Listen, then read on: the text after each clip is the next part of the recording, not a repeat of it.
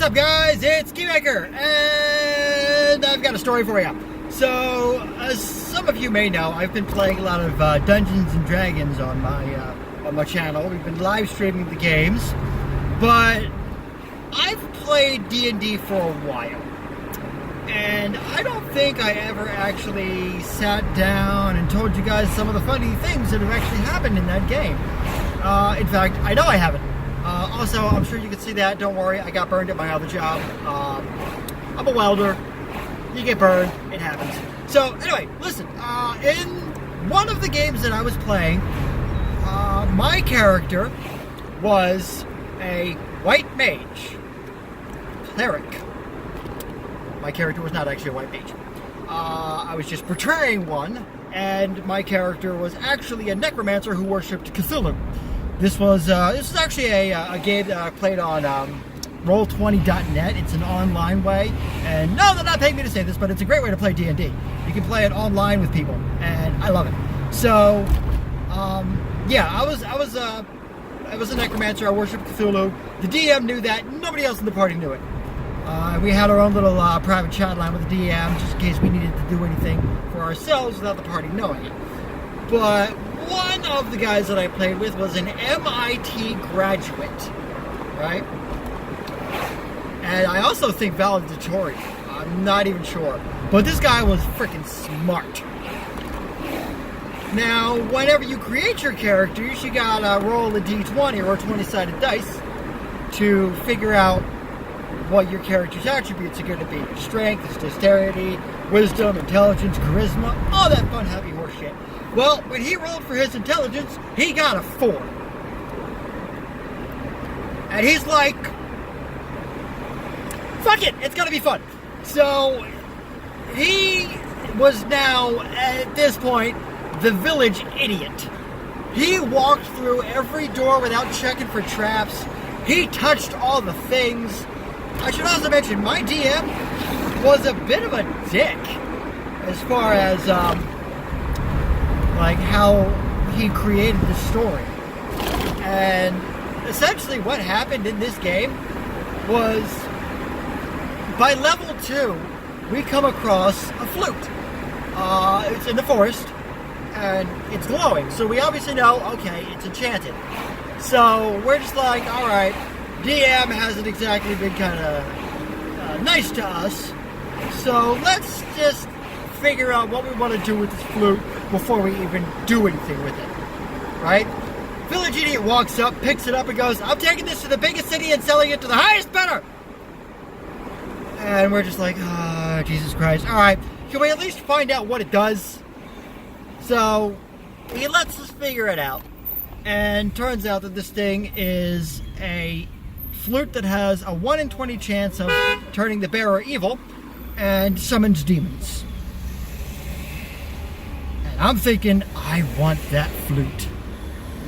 I'm a necromancer. I need it. I want to give me. So we convinced the village idiot to let us at least disenchant it, so that he'll still get a decent amount of money for it. But at the same time, you know, it's not going to be a problem. So he agrees, and the white mage disenchants it. I don't disenchant it. I live it. But I tell the DM that, I don't tell the party that. I just make it, like, stop glowing. So anyway, a little further on down the line, we're actually in a dungeon. And probably the best part about this is the DM has thrown so many creatures at us that we've had to run from. And the village idiot has been pretty compliant with that up until now. We are at the very end of this dungeon. We see the way out, but also on another path we see a large rock and what appears to be a snake's head just kind of resting on top of it. So we're all just like, oh, well, we're going to go this way. And the village idiot goes, hey, before we do that, I'm going to throw a head. I'm going to throw a rock at the head. So we're just like, no, why would you do that? It's a large snake on a rock. Not good. And then all of a sudden 4 other heads appear. It's a Hydra. We're in combat. We are fucked.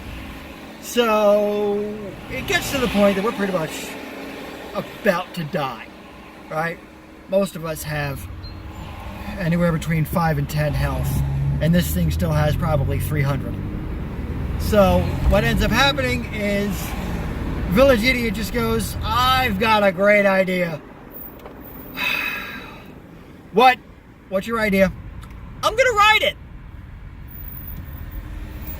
So World's like, no, it's a stupid idea. What are you doing? The Ranger just goes, Godspeed, you glorious bastard. He really wants to see this. So DM has him roll for acrobatics, lands a natural 20, right? Not only does he land on this thing's back, he does a backflip as he does it. Obviously, this is a game, not real, so you gotta use your imagination on this shit. But the DM, after he actually lands on the Hydra, just goes, okay, Hydra's attack phase. Each head gets its own attack, as it has been doing. And we're just like, well, he's fucked. Each head attacks him because he's on it, and he's pretty much dead 4 times.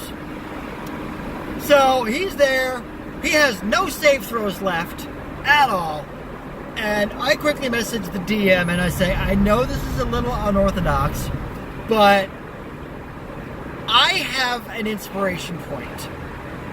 I want to give it to him because he is so much fun to play with that I want this guy to survive.